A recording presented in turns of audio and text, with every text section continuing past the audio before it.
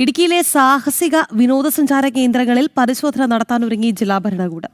ഫെബ്രുവരി 14 മുതൽ നടപടി ആരംഭിക്കും.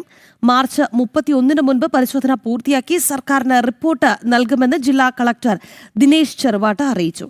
ആനച്ചാൽ സ്കൈ ഡൈനിങ്ങിൽ സഞ്ചാരികൾ കുടുങ്ങിയതിനെ തുടർന്നാണ് പരിശോധന നടത്താൻ തീരുമാനിച്ചിരിക്കുന്നത്. എല്ലാ ടൂറിസം കേന്ദ്രങ്ങളുടെ അതുപോലെ തന്നെ ഈ സാഹസിക ടൂറിസം കേന്ദ്രങ്ങൾ ഉൾപ്പെടെയുള്ള കേന്ദ്രങ്ങളുടെയൊക്കെ വാർഡ് വൈസ് ഓരോ ലോക്കൽ ബോഡികളിലുള്ള ഡീറ്റെയിൽസ് എടുക്കാൻ വേണ്ടി നമ്മൾ ജോയിന്റ് ഡയറക്ടർ LSCD അതിനുശേഷം നിർദ്ദേശം കൊടുത്തിട്ടുണ്ടായിരുന്നു. ജോയിന്റ് ഡയറക്ടർ LSCD അത് ഒരു ഗൂഗിൾ ഷീറ്റിൽ ഡീറ്റെയിൽസ് നമുക്ക് സബ്മിറ്റ് ചെയ്തിട്ടുണ്ട്. 2 ആഴ്ച മുന്നേ തന്നിട്ടുണ്ടത്. അപ്പോൾ അത് എന്തായാലും അതിന്റെ അടിസ്ഥാനത്തിൽ എല്ലാ ടൂറിസം കേന്ദ്രങ്ങളിലും നമ്മൾ ഇതുവരെ ആരംഭിച്ചിട്ടില്ല. ഉടനെ ഈ 14-ാം തീയതി കഴിഞ്ഞിട്ട് ഫെബ്രുവരി 14 കഴിഞ്ഞിട്ട് നമ്മൾ ആ പരിശോധന ആരംഭിക്കും.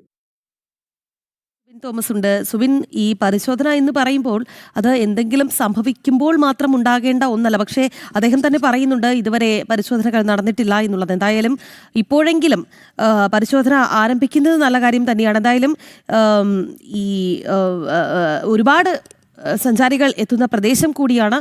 എന്തൊക്കെ കാര്യങ്ങൾ ജില്ലാ ഭരണകൂടം ചൂണ്ടിക്കാട്ടുന്നുണ്ട് സുബിൻ?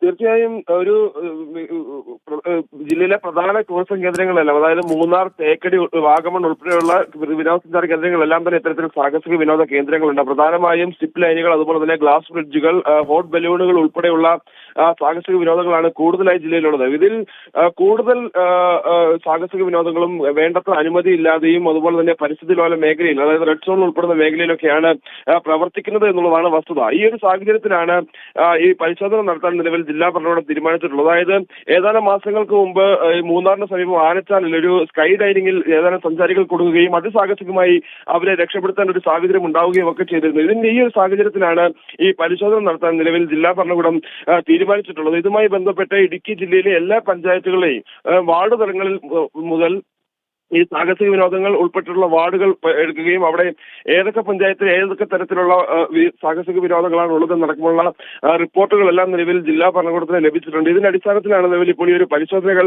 ആരംഭിക്കുന്നത്. ആദ്യഘട്ടത്തിൽ ഈ സാഹസിക വിനോദത്തിന്, അതായത് അനുമതി ഇല്ലാതെ പ്രവർത്തിക്കുന്ന സാഹസിക വിനോദ കേന്ദ്രങ്ങളിൽ പരിശോധന നടത്താനാണ് ജില്ലാ ഭരണകൂടം തീരുമാനിച്ചിട്ടുള്ളത്. അതിനായി വിവിധ വകുപ്പുകളിൽ നിന്നുള്ള ഉദ്യോഗസ്ഥരെ ഏകോപിപ്പിച്ചുകൊണ്ടാവും എല്ലാം വിവിധ മേഖലകളിൽ ഈ പരിശോധനകളെല്ലാം തന്നെ നടക്കുക.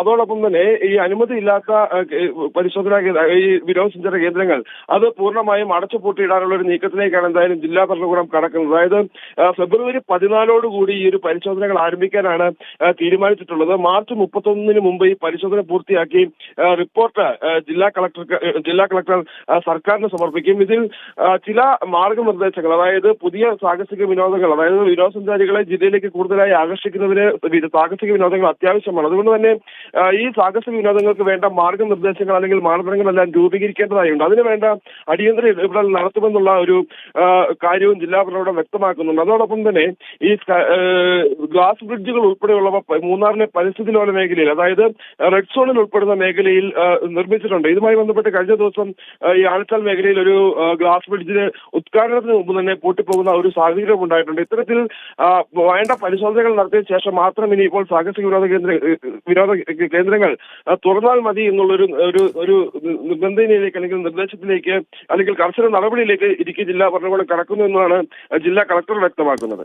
തീർച്ചയായും സുബിൻ, എന്തായാലും ഈ സഞ്ചാരികളുടെ സുരക്ഷ തന്നെയാണ് ഏറ്റവും പ്രധാനം എന്നുള്ളത് തന്നെയാണ്. അത് ഉറപ്പാക്കി മാത്രം ഏത് മേഖലയാണ് എങ്കിലും അത് മുന്നോട്ട് പോകണം എന്നുള്ളതാണ്. സഞ്ചാര മേഖലയിൽ നേരത്തെ നമ്മൾ കണ്ടതാണ് ഈ ഇടുക്കി ജില്ലയിൽ തന്നെ ഈ ആകാശ ഊഞ്ഞാലിൽ കുടുങ്ങിയ. അതെ, അത് സുബിൻ സൂചിപ്പിച്ചത്. അതായത് ഡൈനിങ്ങിൽ അന്ന് ഉണ്ടായ വീഴ്ചയെ തുടർന്നാണ് ഇത്തരത്തിലൊരു പരിശോധന. ഇത്ര പ്രയാസപ്പെട്ടാണ് അവരെ താഴേക്ക് ഇറക്കിയത്.